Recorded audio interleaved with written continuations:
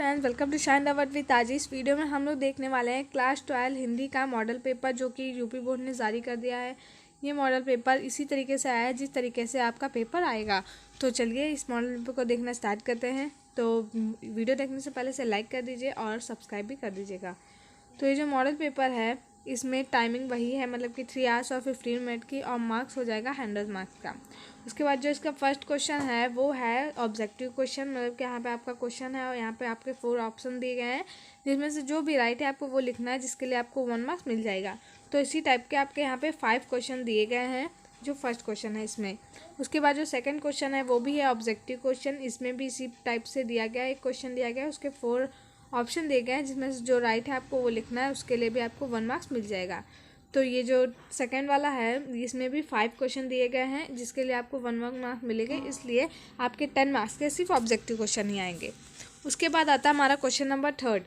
इसमें क्या होता है, दिए गए गद्यांश आधारित निम्नलिखित प्रश्नों का उत्तर दीजिए। मतलब कि यहाँ पे आपको एक गद्यांश दिया गया है जिसका आपको यहाँ पे जो क्वेश्चन दिए गए हैं उनके उत्तर करने हैं, जिसके लिए आपको मार्क्स मिलेंगे 10 मार्क्स मिलेंगे जिसके लिए आपको। तो अगर जो आपको ये वाला गद्यांश आता है तो आप इसका लिखिए, अगर जो आपको ये नहीं आता है तो यहाँ पे अथवा में एक और गद्यांश दिया गया है तो आप वो गद्यांश कर सकते हैं। उसके बाद नेक्स्ट क्वेश्चन आ जाता है हमारा, दिए गए पद्यांश पर आधारित निम्नलिखित प्रश्नों के उत्तर दीजिए। तो जिस प्रकार गद्यांश था उसी प्रकार ये पद्यांश है। तो यहाँ पे एक पद्यांश दिया गया है जिसको आपको पढ़ना है और उसके दिए गए जो क्वेश्चन है उसके उत्तर करने हैं आपको।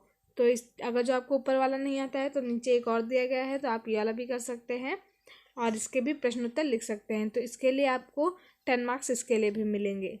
ये जो क्वेश्चन नंबर 4 है। उसके बाद आ जाता है हमारा क्वेश्चन नंबर 5। इस क्वेश्चन नंबर में आपको किसी भी एक लेखक का साहित्यिक परिचय देते हुए उनकी रचनाओं का उल्लेख करना है। तो यहाँ पे आपको देखिए 3 लेखक लिखे दिए गए हैं जिनमें से आपको सिर्फ किसी एक लेखक का लिखना है, जिसके लिए आप बल्कि 80 शब्द में लिख सकते हैं, इससे ज़्यादा बड़ा आपको नहीं लिखना है। यहाँ पे आचार्य जयप्रकाश द्विवेदी, APJ अब्दुल कलाम और वसुदेव शरण अग्रवाल में से आप किसी एक का भी जीवन परिचय लिख सकते हैं, मतलब कि उनका साहित्यिक परिचय और रचनाएं उनकी। उसके बाद नेक्स्ट क्वेश्चन है, इसी में खा निम्नलिखित में से किसी एक कवि का जीवन परिचय आपको देना है, साहित्यिक परिचय और उनकी रचनाएं। तो इसके लिए आपको 5 मार्क्स मिलेंगे। इसमें भी आप 80 शब्द ही आपकी लिमिट है लिखने की। इसमें भी आपको 3 राइटर्स मतलब कि 3 कवि दिए होते हैं, इनमें से किसी एक का करना होता है। उसके बाद क्वेश्चन नंबर 6 आ जाता है हमारा, बहादुर अथवा पंचलाइट कहानी के उद्देश्य पर प्रकाश डालिए। इसके भी लिमिट है 80 वर्ड्स, और अगर जो आपको ये नहीं आता है तो आपको अथवा में दिया गया है ध्रुव यात्रा कहानी की कथावस्तु लिखिए, तो आप ये कर सकते हैं। उसके बाद 7th है, स्वपति खंड काव्य के आधार पर किसी एक खंड के प्रश्नोत्तर लिखिए। मतलब कि खंड काव्य क्या होते हैं ये आप लोग पढ़ोगे कि सभी स्टेट के अलग अलग खंड काव्य लगते हैं। तो अगर जो आप सीतापुर में रहते हैं तो आपका खंड काव्य लगेगा आलोक व्रत। इसी टाइप से आप जहाँ भी रहते हैं वहाँ का खंड काव्य अलग होता है। तो आपके जो भी खंड काव्य है आप उसके क्वेश्चन से कर सकते हैं। अगर जो आप आलोक व्रत आप सीतापुर से बिलोंग करते हैं तो आलोक व्रत कर सकते हैं, और यहाँ पे जो भी अगर जो आपको ऊपर वाला नहीं आता तो आप नीचे वाला कर सकते हैं। इसके लिए आपको मिल जाएंगे मार्क्स 5 मार्क्स का ये होता है। उसके बाद नेक्स्ट क्वेश्चन आ जाता है हमारा क्वेश्चन नंबर 8। तो इस क्वेश्चन नंबर में संस्कृत गद्यांशों के संदर्भ सहित आपको वो व्याख्या करनी होती है, मतलब कि इसका संदर्भ लिखना होता है और व्याख्या करनी होती है। तो चलिए देखते हैं। जैसे कि यहाँ पे आपको एक वो दिया गया है, अगर जो आपको ये आता है तो आप इसका संदर्भ सहित व्याख्या करिए, और अगर जो आपको ये नहीं आता है तो यहाँ पे नीचे एक और दिया गया है, इसका आप संदर्भ सहित व्याख्या कर सकते हैं, जिसके लिए आपको 7 मार्क्स मिल जाएंगे, मतलब कि 2 मार्क्स संदर्भ के और 5 मार्क्स वो व्याख्या के। उसके बाद क्वेश्चन नंबर इसी में खा जाता है, दिए गए पद्यांशों में से किसी एक का संदर्भ में अनुवाद करिए। मतलब कि यहाँ पे आपके श्लोक दिए गए हैं जिनमें आपको संदर्भ लिखना है और उसका अर्थ लिखना है। तो यहाँ पे भी अथवा में करके 2 दिए गए हैं, अगर जो आपको ऊपर वाला आता है तो आप ऊपर वाला कर सकते हैं, नीचे वाला आता है तो आप नीचे वाला कर सकते हैं। उसके बाद क्वेश्चन नंबर 9 आ जाता है, मुहावरों का अर्थ लिखना है।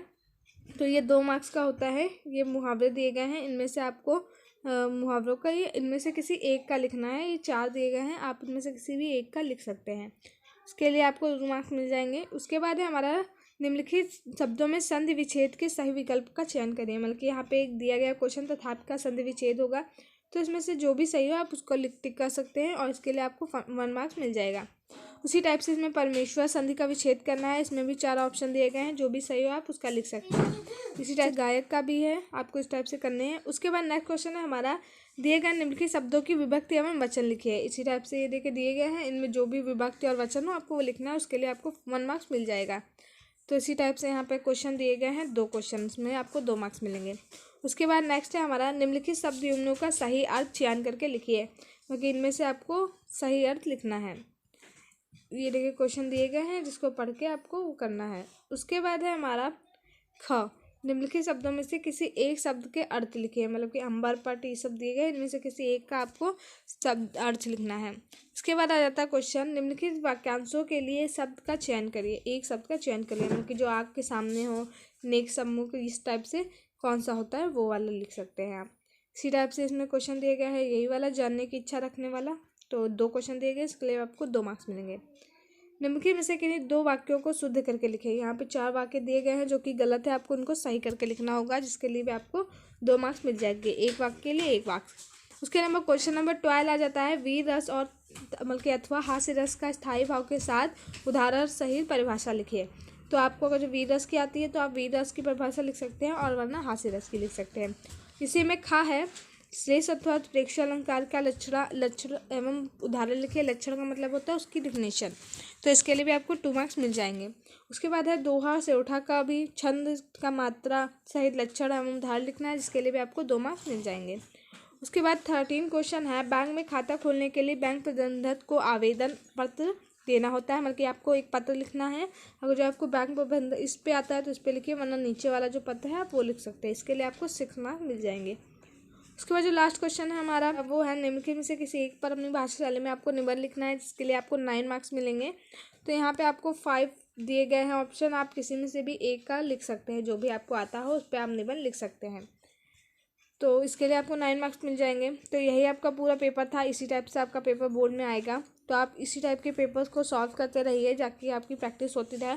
और अगर जो आपको ये वीडियो अच्छी लगी तो प्लीज़ से लाइक करिए, मेरे चैनल को सब्सक्राइब कर दीजिए, बेल आइकन भी प्रेस कर दीजिए। और आपको अगर जो इंग्लिश का मॉडल पेपर भी चाहिए तो कमेंट करके आप